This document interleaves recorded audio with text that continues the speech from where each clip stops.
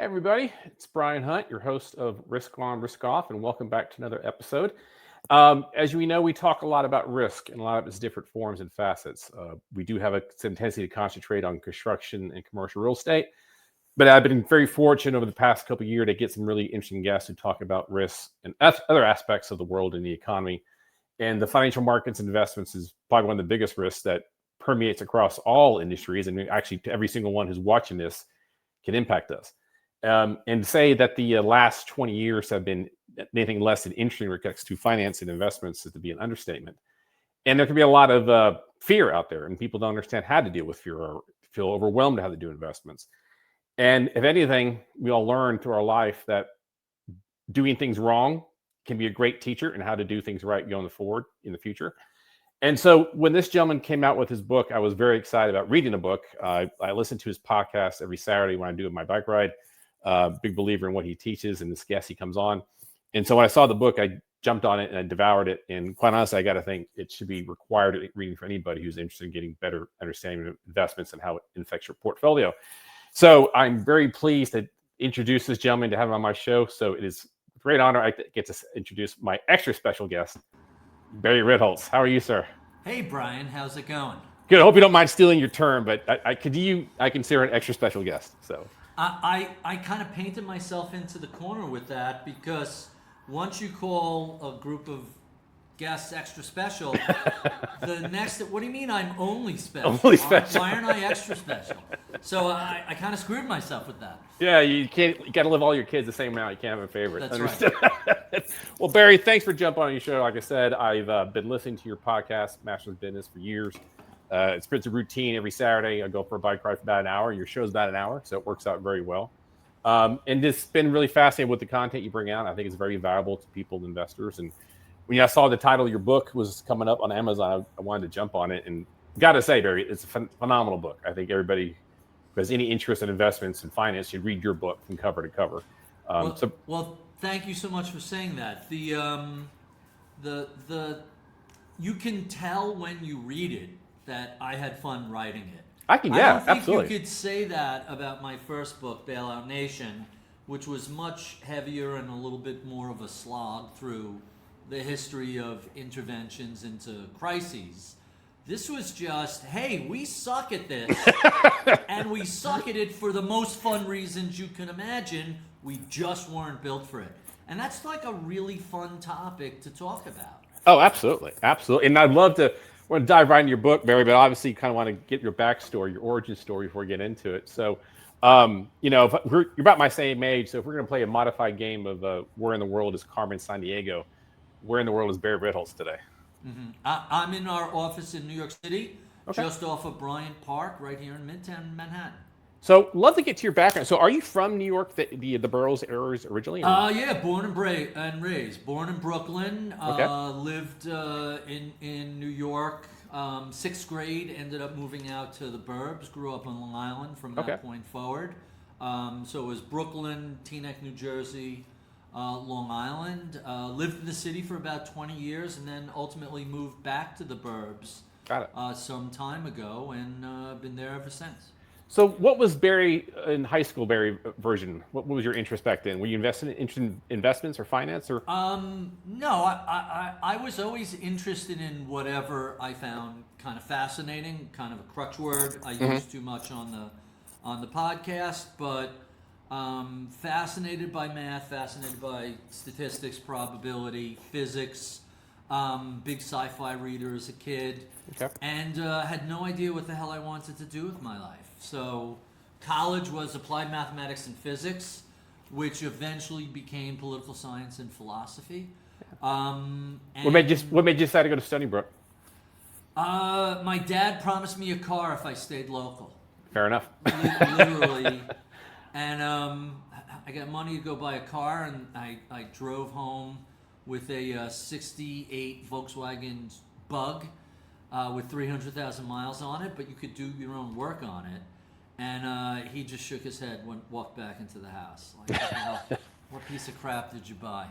So did you know you wanted to go to law school when you were an undergraduate? No, in fact, he graduated college and you don't know what you want to do, Sure. you're a Jewish kid from Long Island. I think it's a law that if you don't have a career path planned out, you're legally obligated to go to law school. So what was your career like coming right out of law school?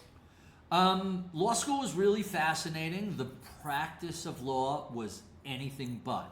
Okay. So I'm a big picture guy, hence the blog.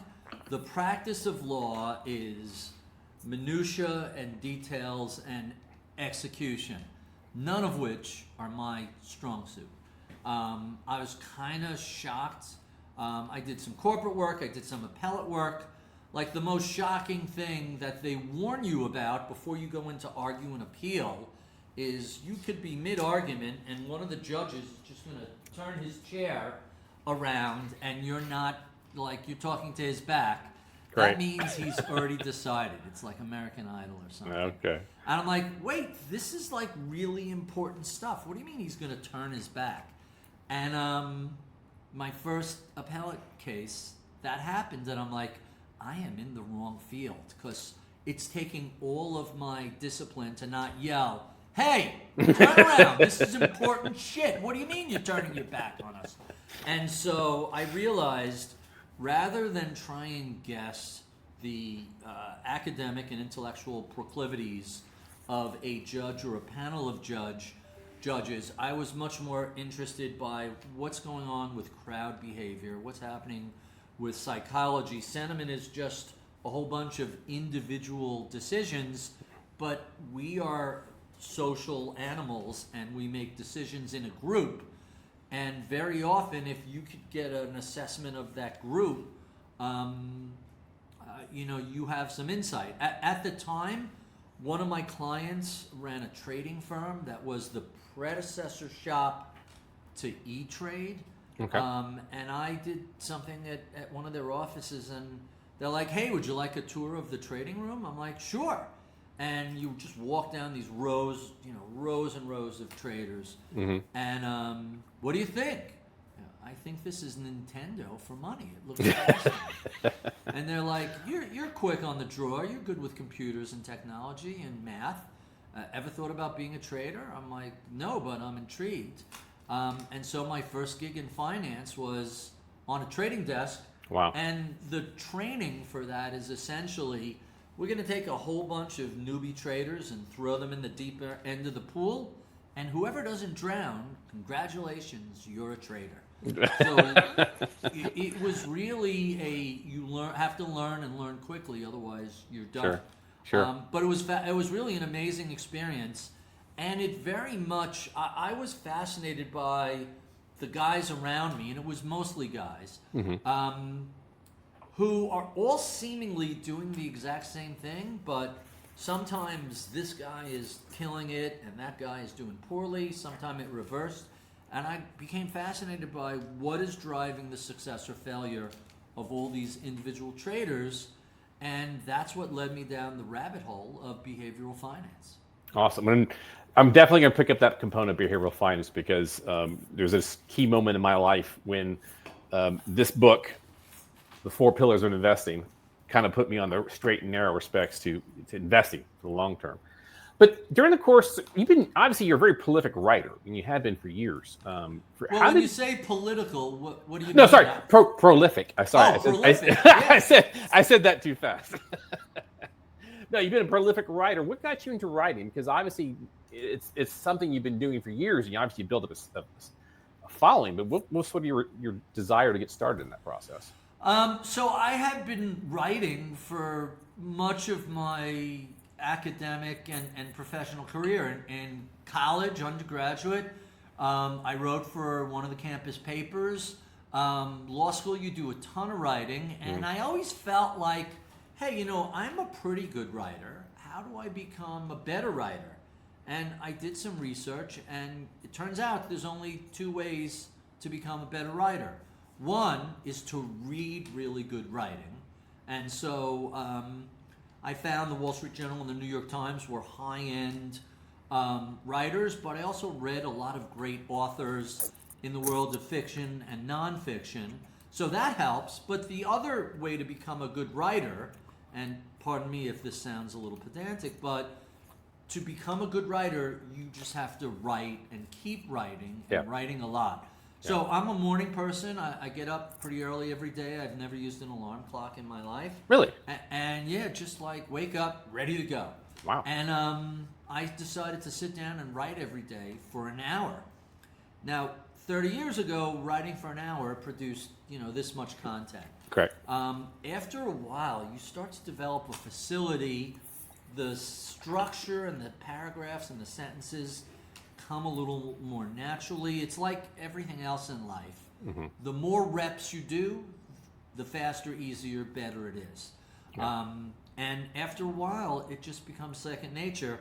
I recall, about 10 years ago when Michael Batnick was kind of first starting out as a writer, and I had 20, 25 years under my belt. I came into the office one day. He goes, "That was a really good piece today. How long did that take you?" I'm like, "Today, that was a throwaway piece, 20 minutes." And his answer was, "You." Yeah. That was his answer. And I'm like, "Dude, you've been writing for 6 months. I got decades." Yeah. Like 20 years ago, this would have been a 3-hour thing. But the concept, the structure, the execution of it, that's kind of second nature. And so I just wanted to become a better writer, and the way to become a better writer is just write. Amen. It's like playing golf. He's got to play golf. You want to be a better golfer. It's golf, it's tennis, it's you name the human activity. After a while, you're just better at it. Amen. So, in case you just joined us, I'm having the pleasure of interviewing Mr. Barry Ritholtz, the founder of Ritholtz Wealth Management. If you would like to send a question to him, please look in the bottom right-hand corner. You're going to see a picture of my face with an oval next to it. Please press enter and send it to me. As long as you keep it clean, I'll bring it to Mr. Ritholtz's attention, and we'll see if we can get an answer. So that's how it's going to look. So, Barry, before we get into the book, so just real quick, though, one of the big risks, I talk about risks in a lot of different facets, and my clients are a lot of entrepreneurs. Starting your own management firm is probably going out on your own is probably one of the biggest risks a person can take. What was sort of your impetus to start your firm? I read your book, but I'd love to just give you your analysis. What made you decide to start your firm?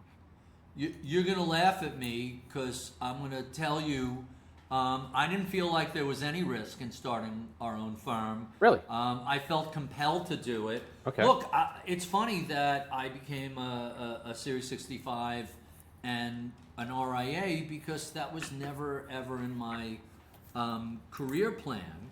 I was very frustrated by how Wall Street managed money. Now, the firm's been around for 12 years, but you got to go back 15 years when post-financial crisis, people were throwing capital my way. Mm-hmm.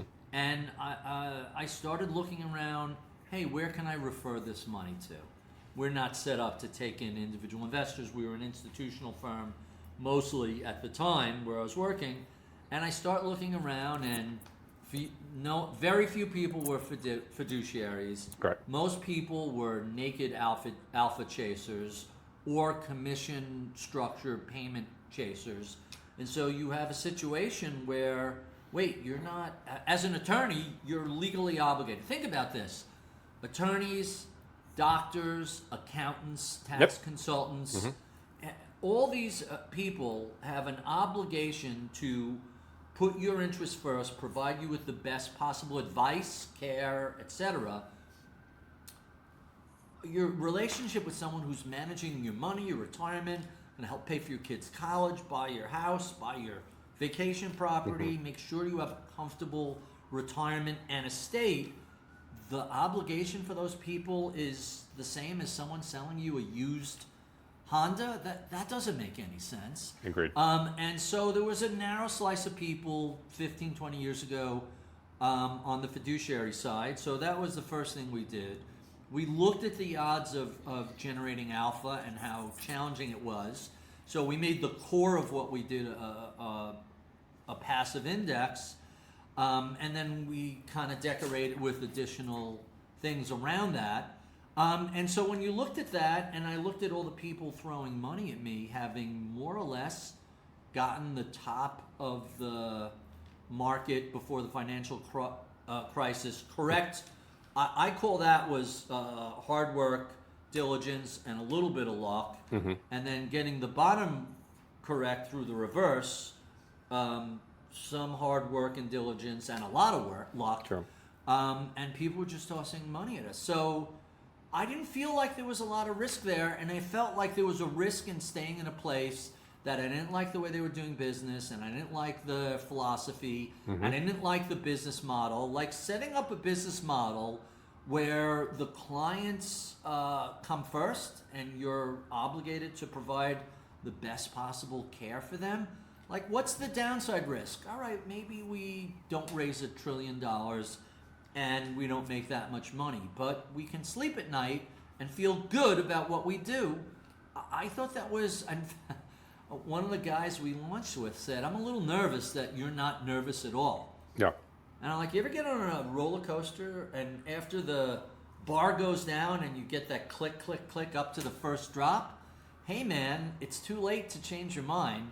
Just hang on and hope for the best. That's kind of what it felt like in the year up to our launch. We had committed ourselves. A handful of people knew what we were doing. The folks at TD and folks at Vanguard and Dimensional Funds knew what we were doing. And so when we launched, it just felt like a long overdue breath of fresh air and moment of freedom. Maybe that was a little naive, and it was a lot. The surprising thing about launching a firm is how much time and effort you spend that has nothing to do with managing assets, acquiring clients, servicing clients. It's all the block and tackling of running a small firm. And that was maybe that was the risk, is like, geez, payroll and healthcare, I didn't realize that was going to take up so much time. Yeah. But it does. It does. No, it's a common theme from many of my guests who are entrepreneurs, and like that point, it's processing, compliance, payroll, IT, getting email set up, web server, all those kind of things. Just exactly like the blocking and tackling that allows you to go be servicing your clients. So, no, it's a lot to it. So Barry, when did the genesis of this book come about? So Bailout Nation was out late 2009, and my friend Morgan Housel's book, The Psychology of Money, came out in 2020, right during the pandemic. And sometime during the pandemic, he was like, dude, if this was such an easy book to write, you have so many, you have 1,000 columns, 40,000 blog posts, just pick your 100 favorite and string them together. And I'm like, I write about stuff specific to markets, companies, the economy. Just the mere updating of all this stuff is going to take a ton of time. And besides, do we really need another book telling people how to invest? There have literally been 10,000 of these. Oh, yeah. And most people are still pretty mediocre investors. Why do we need yet another book to just do this, do that, and just don't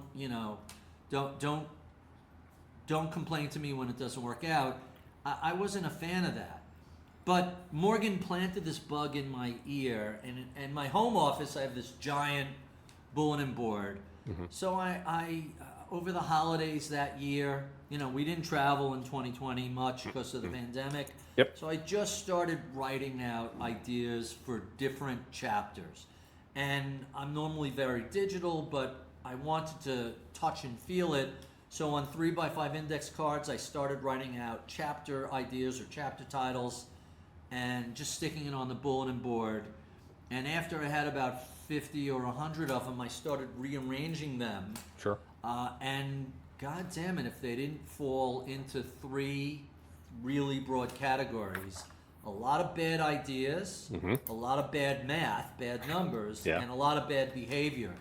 And suddenly, what seemed like another book that nobody needed, telling them what to do, it's like, what happens if you just avoid all these bad things?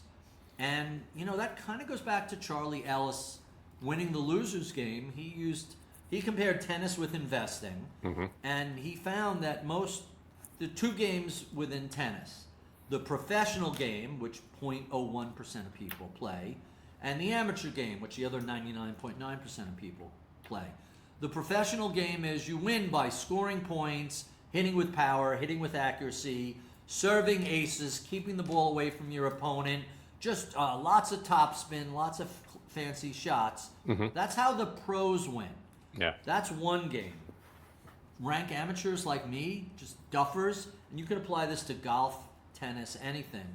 But amateur tennis players lose by making unforced errors. What do? You double fault on the serve. You hit the ball wide. You hit it too far. You hit it into the net. You hit it right to your opponent's sweet spot. I play with a lot of younger guys, and these guys all think they're Sampras or Federer or Nadal, or Djokovic. They crush the ball. Yeah. They hit the ball so hard, and I love the whistling noise it makes when it goes by my ear and it lands 3 tennis courts down. It's like you have to stay within your own skill set, stay within your own ability. By the way, it gets worse around the U.S. Open because everybody's watching this. Watch and it, they think, I'm gonna I could be on the crush show. this. Yeah, exactly. So you make all these unforced errors, and it turns out in tennis that the winner of the amateur game is simply the person who makes fewer unforced errors. And Charlie Ellis, by the way, Ellis is a legend, ran Greenwich Associates, was the chairman of the Yale Endowment, on the board of directors of the Vanguard Group, a legend, still around writing books. Charlie points out that investing is like tennis. Whoever makes the fewest number of unforced errors is going to have the best performance. And I thought, let's take that concept and apply it to a book. How can I teach people what not to do, how to make fewer unforced errors? And it's an opportunity to just tell some what I find to be terribly amusing stories about not only my own boneheaded mistakes investing, but lots of other people's mistakes also. Yeah, so I mean, I've read your book cover to cover, and I've highlighted some sections. I want to bring a couple to you, in which I think this sort of starts it off as far as if only investors could ignore the doomsayers, forget the predictions, steer clear of Wall Street, lose unreliable source information, and skip listening to their brother-in-law's stock tips, they'd be all better off. And I think it's like less errors, less making stupid decisions. So that's right. So the first thing, I have 2 brother-in-laws, and each of them read that and came to me, and I'm like, no, it's the other brother-in-law. It's not you, it's him. So now, hopefully they're not watching this. But think about that list. So Wall Street lives and dies on predictions, and Correct. as I spend a lot of time in the bad ideas section describing, we're not very good at predictions. It's not just the academic research. Philip Tetlock in the University of Pennsylvania proved quantitatively that people are terrible at predictions, and not just lay people, professionals are just as bad at predictions as lay people are. And then there's the doomsayers, the negativity. We have an instinctual bias built into us to identify existential threats to us passing our genes along. And so if it leads, it bleeds. It also gets our attention. And so it doesn't matter if it's Wall Street research, TikTok, Instagram, Twitter, LinkedIn. There are a ton of people who have made boatloads of money scaring people to death about what's coming. I try and take the most egregious examples of that. Robert Kiyosaki, the author of what's arguably the best-selling book in personal finance, since 2009 has done nothing but forecast crashes, depressions, collapses, and none of it's happened. The market's gained 5-fold. If you listen to him, you left a boatload of money on the table. Anybody who's constantly jumping up and down screaming about end of days, they're selling you something and they're profiting from it. Either it's your attention or it's your money, but history tells us those people have been wrong for all of it, the entirety of human existence. Yeah. And sort of build on that, another quote you had here, which I think is fantastic. Whenever the economy or the stock market hit an extreme, so too do the noise levels. Pundits hungry for the spotlight make outrageous pronouncements during these periods, just be heard over the din. The media are often too willing to accomplish this. And you get, the 24/7 CNBC, MSNBC, whatever. Bloomberg, even though I know you're part of Bloomberg, but it's still part of the echo chamber. Because you got to get eyeballs, you got people to watch, you got to pay attention. And how do you do that? You get people to freak you out. That's exactly right. There was I cite a book that I don't know how I stumbled into this like 15, 20 years ago that talked about how the producers on some of the financial television shows spoke to him and said, we want this to be exciting and thrilling, and we know, so they seek to create conflict. Here's a bull, here's a bear, everybody's arguing, and I'm on both sides of that. I'm a consumer of media, but also I'm a large producer of media.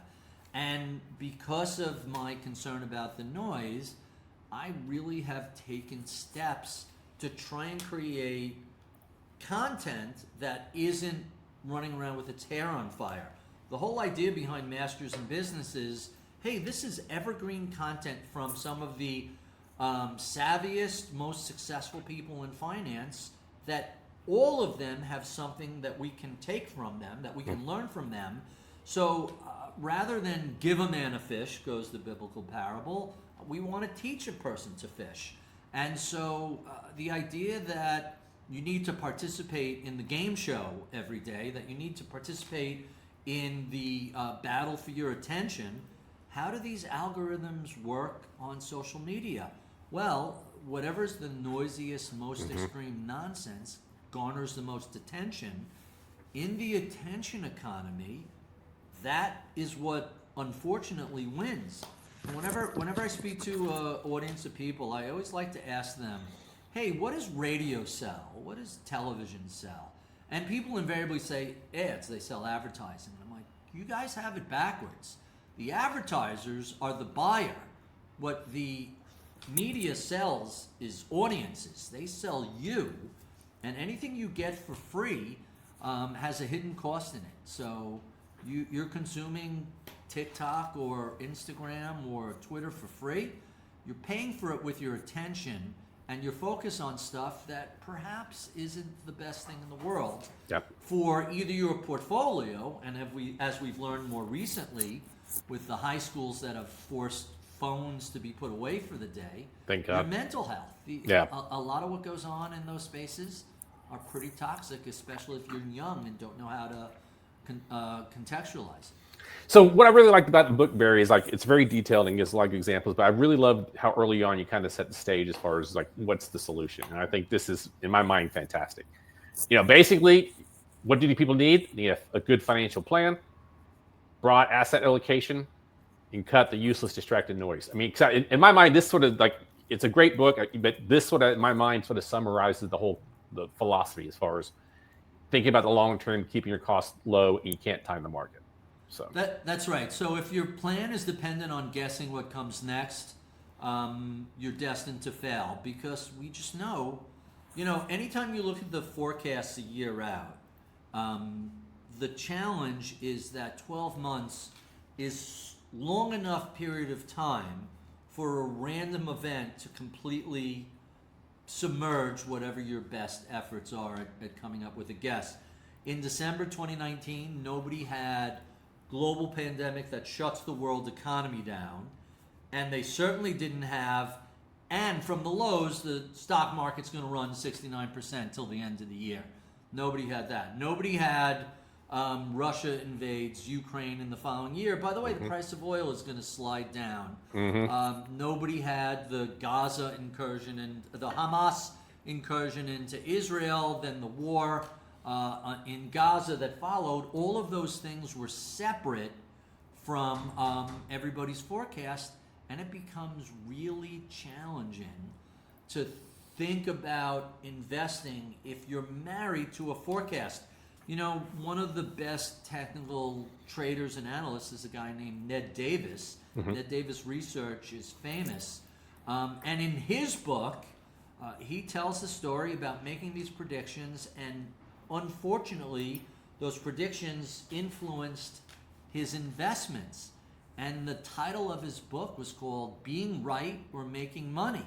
And he figured out very quickly as a young trader, hey, being right isn't all that it's chalked up to. What I'd rather do is put on trades that make me money even if I'm wrong about the broad environment.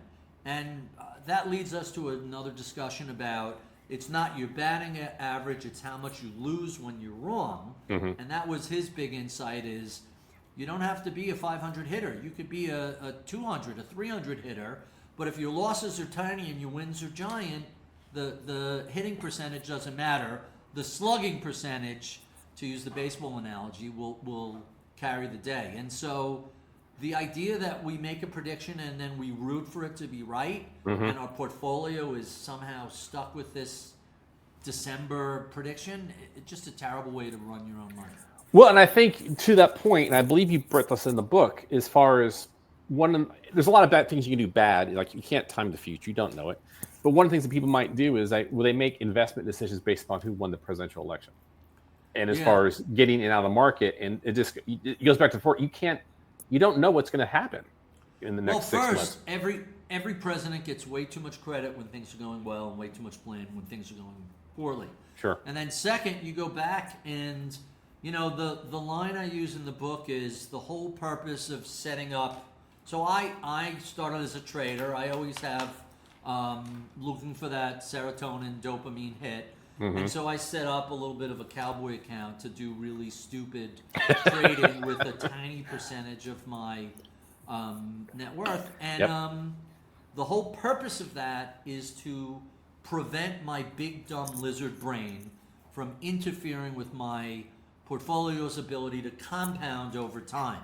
So if you're sliding in and out of the market based on who won, and by the way, super clever bit of academic research, since all this data is anonymized and you can't ask people who'd you vote for, they would take all, I think it was something like 800,000 brokerage accounts, and the identifier was a zip code. And then they went back and looked at how that zip code voted in different presidential elections, and then subsequently how much of that zip code moved to cash in the 6 months afterwards. And you ended up with this really clear data point, area codes that either voted deeply blue or deeply red. When their guy lost, those people moved to cash in substantial numbers. Yeah. And so the inference is, hey, I voted for Bob lost for president, I'm taking my money out. And we know over time, and there are some wonderful headlines about this, we know over time that people who make decisions about money with a political bent wildly underperform everybody else.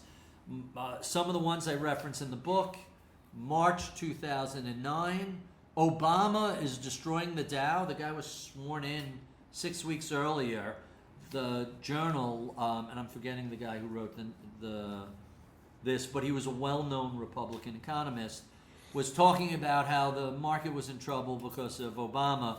Pretty much from that day forward, the market did nothing but go straight up for the next 8 years. Yeah. I can't tell you how many people, when Trump was elected in 2016, talked about this is it, the stock market's done. Stock market pretty much went straight up, and other than that little hiccup in Q1 2020, continued going up this whole term. Then it flipped in 2020. Oh, Sleepy Joe won the election. This is going to be terrible. Markets went straight up for another 4 years. Here we are, 10 months after Trump got elected, and the S&P 500 is 13-14% higher than where it was. And I got a lot of calls. That's it. I'm selling everything. I'm moving to Canada. And it's like, didn't I hear the same thing from you in 2016? That was like 800% ago. Are you sure you really want to do this? I don't know what sort of impact he's going to have on the economy, on the country, on fill in the blank. But the U.S. economy is a $30 trillion economy. We've seen tariffs. We've seen National Guard in cities. We've seen just a bunch of firings just today. We're recording this. The Supreme Court said, not so fast with the Lisa Cook firing. You don't have the authority as president to fire her. So, it's kind of hard to look at this and say the president's coming in of either party, sell everything. Just, the historical data just doesn't support that. Well, we don't have a question that came in. We do have a comment. Rachel loved your comment, cowboy account.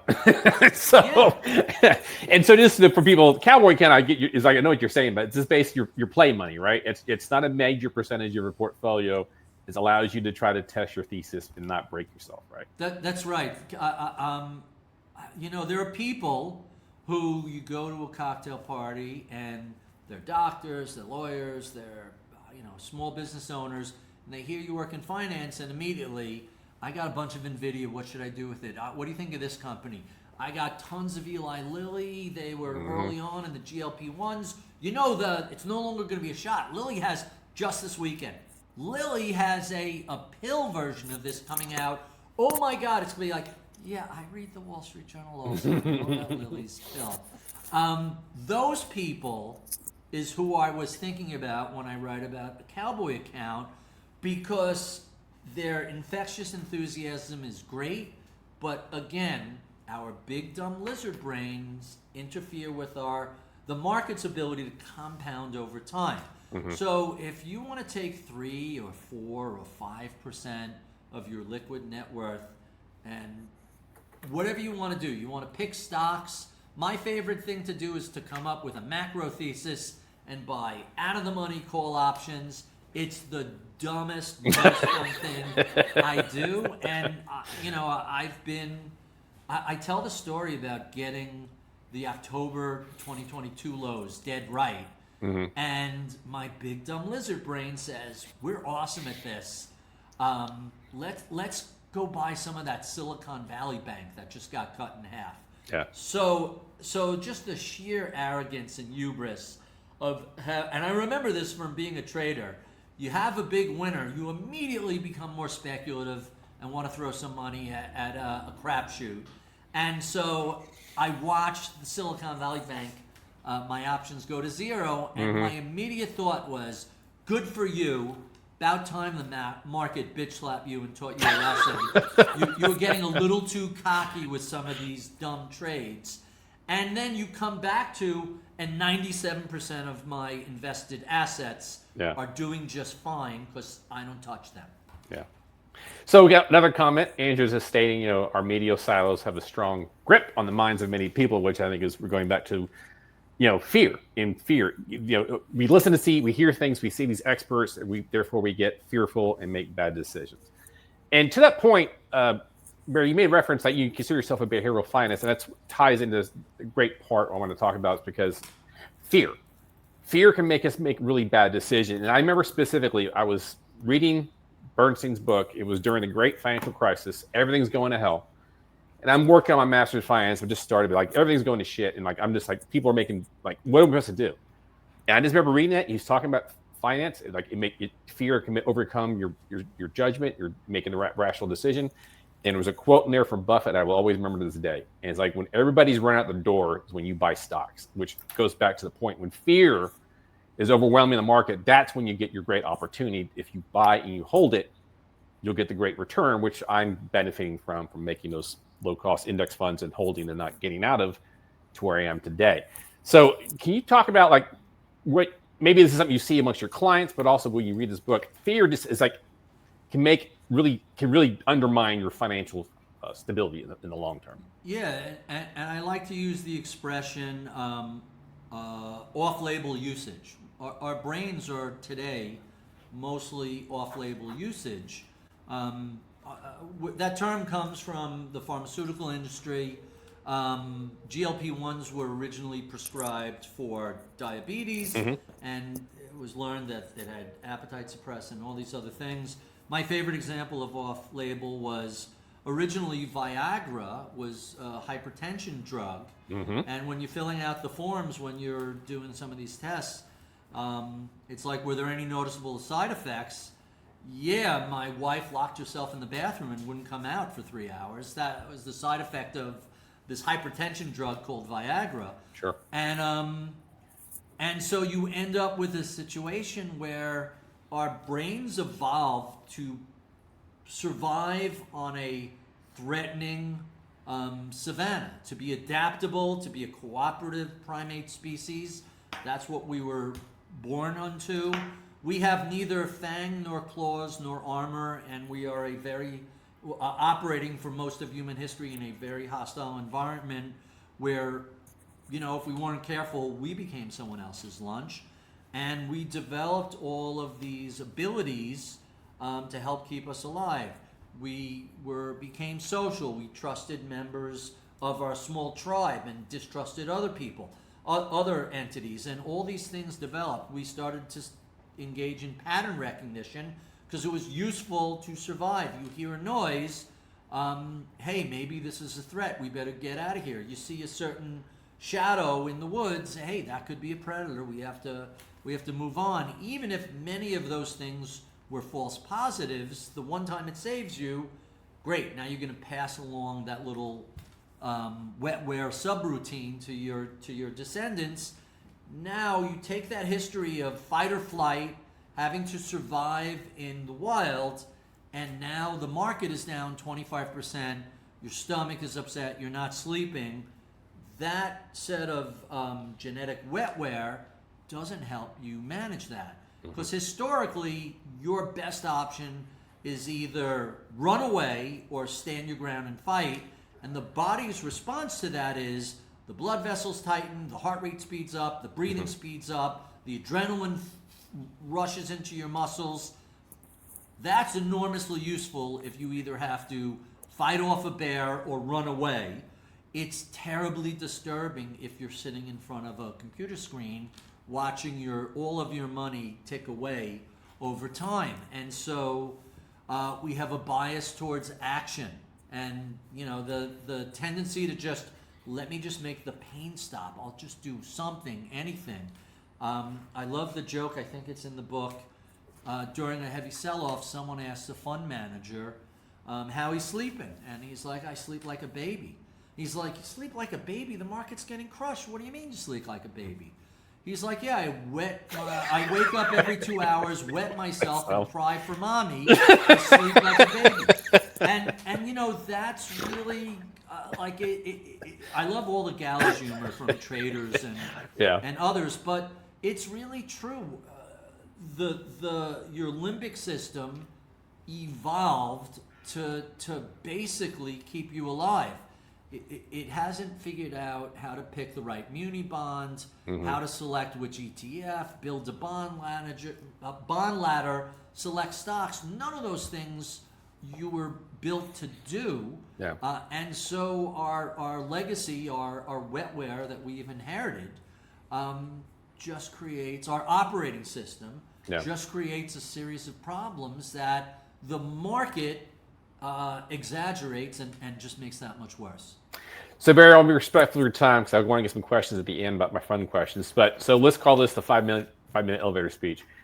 I mean, I think everybody should read your book. I mean, everybody should read your book from beginning to end. I think is that important. But if you're going to try to maybe convince someone to read this book, or what's the takeaways from this book, how would you say to digest that in 5 minutes? So look, the history of investing is that most of us don't do well. The average investor underperforms. And the reason they underperform, I could give any person, here are the 100 things you should do right. Yep. And you can read any of those 10,000 books, you can do everything right, but if you make these handful of mistakes, all that hard work and effort are undercut. And my experience over 30 years, working with thousands of clients, we manage, I don't know, the next ADV we'll do is probably have a 7 handle in it. The one that we filed over the summer was like $6.4 billion. That's fantastic. What I've learned over that time is if you make fewer errors, you keep more money and you perform much better. The idea that you have to buy the right stock, buy the right fund, time the market, do this, do that, even if you get all that right, the damage the mistakes do is so much greater than what happens if you're timing the market well or picking stocks well. And so that's the key thing. If you just figure out how do you avoid these avoidable errors, these unforced errors, you would be so much better off. That's the 3-minute pitch. Excellent. So Barry, when you're not running your wealth management, when you're not hosting Master Business, when you're not writing, what are you doing? A little bit of everything. I play tennis Okay. on the regular. I like to get out on the water, either sit on the beach and read a book or go boating or jet skiing. I'm a little bit of a car guy, and I tend to like to find these kind of old, overlooked cars Sure. and do fun things with them. I took an '88 911 Cabrio that the previous owner had just run into the ground, Mm-hmm. and spent a year bringing it back to stock condition. Oh, good for you. And then the fun thing I did that, during the pandemic, I rebuilt. I had a Toyota FJ40 rebuilt in Colombia and imported to the U.S. That me and a buddy each did one. That was wow. fun. Yeah. The most recent toy I built was I took a 300,000 kilometer 87 911 coupe that was heading for the junkyard. Oh, wow. And pulled out the engine, the gas tank, the transmission, anything associated with an internal combustion engine, and working with a shop in Austin, Texas called Moment Motors. Okay. Converted it to an EV. Yeah, I've read about them. Correct. Yeah. Yeah, this was a fun project. I just had a friend out in the car yesterday, and kind of scared the shit out of me. He's like, "How fast is this?" And there's a sport button that unlocks. So it's about 400 horsepower. Wow. Compared to the original 87 911 was about 215. Sure. And the car weighs all of like 2,700 pounds. So I've learned always make sure the front wheels are facing forward, otherwise the tail comes around. Yeah. But I stomped on the accelerator and got a holy shit out of him. Yeah. If I get someone to squeal like that, I've done my job. So yeah, I know I've listened to your podcast and you like cars, and I do think I think you have a columnist on pretty regularly who I think is Hannah Elliott. Hannah Elliott, yeah, and I always enjoy those episodes you do that. So Barry, what's your dream car? You get to have one car. What's it going to be? Well, if you only have one car, that's a different question than what the dream car is. Okay, let me put it this way: only one car you get to drive outside your daily commuter. I'm kind of a fan of a 300 SL from the 1950s, the gull-wing Mercedes. Nice. The original supercar. Yeah. I'm a little intimidated by what the maintenance and renovation costs of those sort of cars are. There's a shop in California owned by Mercedes called Mercedes-Benz Classics. Okay. And you could spend a horrifying amount. Like what I spent converting my 911 was like going into a Porsche dealer and buying a new 911. Only mine is 40 years old. These gull-wing SLs go for $1.5 million, $2 million, and people regularly dump $500,000, $750,000 into these cars. It's pretty horrifying set of numbers. Yeah. Until my company IPOs, I'm going to steer clear of them. So Barry, obviously, like I said, I recommend your book. But if someone's started watching this, and you ask these people on your show, what books would you recommend people to read if they want to get better comfort with investing in finance? So there's so many books. Let me give you two of my favorites. So I mentioned Morgan Housel, The Psychology of Investing, which basically approaches the idea of teaching people, hey, your brain really wasn't built for this, but from a very different perspective than I do. I do it through stories about all these mistakes we made, about why investing is so challenging, about how to put the odds on your side and making high probability bets as opposed to low probability bets. But Psychology of Money is great.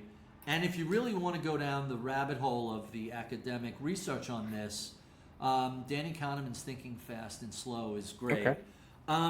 The other sort of books that I've really been a fan of are stuff from outside of the world of finance.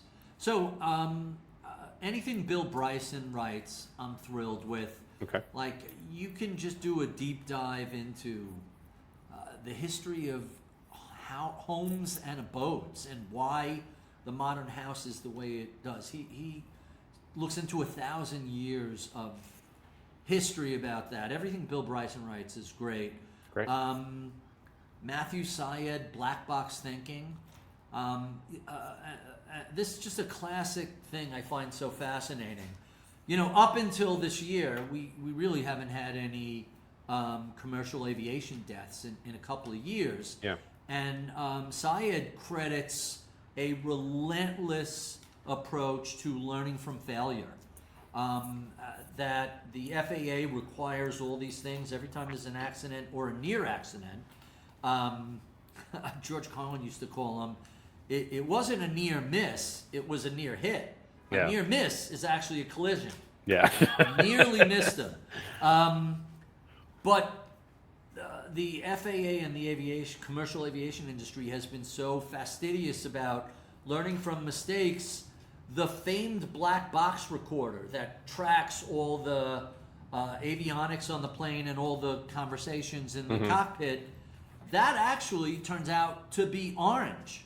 Oh. The black box in planes are Oh, that's orange. right. You mentioned that. That's right. Why are they orange? Because they're orange because if it's in the water, It's easier to find, yeah. or if it's in the deep woods, Yeah. you can spot it. Something black disappears. Yeah. That just goes to show you. And so the takeaway from that is you have to embrace your errors, embrace your mistakes as learning opportunities. Yes, the book is about avoiding unforced errors, but no one's ever going to be perfect. And so when you engage in an error, figure out what happened, figure out how to avoid those errors in the future, learn from the mistakes.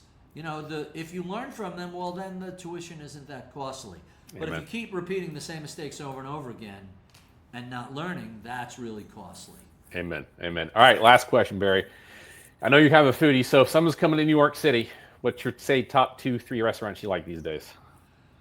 I hate the top 500 best songs on Rolling Stone or these are the 100 best restaurants in the world. It's like, how the hell would you know the 100 best restaurants? There's 25,000 restaurants in New York City alone. So I just met a friend earlier who sold his firm to a big financial shop, and they had the big deal party last night. Okay. And they went to, I always mispronounce this. I'm going to try and pronounce this correctly, and as I'm speaking to you, I'm Googling No it worries. at the same time. It's is it two N's? Ganu. It's a Korean restaurant that's on like the 40th story on 32nd and Broadway. So it's got this amazing nighttime view. Great. And it's Korean barbecue. Oh, love it. I want to say GANNOUN, something like that. Okay. Ganori, here it is. GAONNURI, Yep. Penthouse Korean Barbecue. That's always a fun place to go. Okay. And God, I hadn't been to Smith & Wollensky in like a long time. Okay. They still are a fabulous steakhouse. They still rock it. Yeah, they still rock it. Always Yeah. a great place. If you like steak, Yeah. it's an embarrassment of riches. Del Frisco, Yeah. Sparks, you really, STK, there's a million great steakhouses. And there's some really good Vietnamese places downtown in Chinatown. Okay. But it's the beauty of New York is, think of a type of food you like.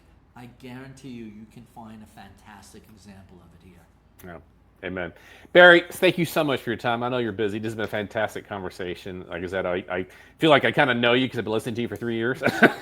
So it's great for the opportunity to actually pick your brain and get your insight. So Well, Brian, thanks so much for the opportunity to talk about the book. I like I said at the start, I really had a lot of fun writing it. I was able to go back and look at stories and things I had discussed, 10, 20 years earlier.